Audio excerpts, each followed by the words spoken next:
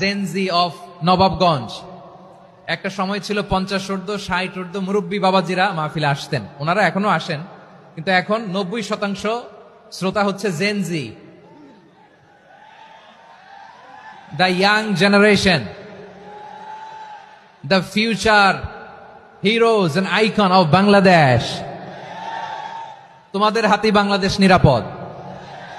আমরা দেখেছি যত জুলুম, যত ফ্যাসিবাদ, যত অন্যায়, যত অত্যাচার, সব কিছুকে তোমরা দুমড়ে মুচড়ে সত্যের পয়গামকে 56,000 বাংলাদেশের প্রতিটি ইঞ্চি মাটিতে ছড়িয়ে দিয়েছো তোমরা। তোমাদের হাতে নিরাপদ এদেশের লাল সবুজের পতাকা। এজন্য তোমাদের কাঁধে অনেক দায়িত্ব। আবেগ আর বিবেকের সমন্বয়ে আমাদেরকে সামনে আগাতে হবে, বাংলাদেশকে রিবিল্ড করতে হবে। লেটস রিবিল্ড আওয়ার নেশন, ঠিক কিনা বলেন?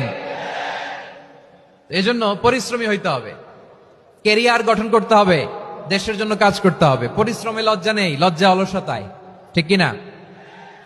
পরিশ্রম করলে যে গা থেকে ঘাম ঝরে, এখানে যে লোনা পানি ঝরে, এই লোনা পানিতে জন্মায় সফলতার বীজ।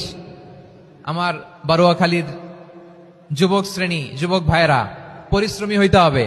ফ্যামিলির জন্য, নিজের জন্য, দেশের জন্য আমাদের কাজ করতে হবে। রাজি আছি তো সবাই?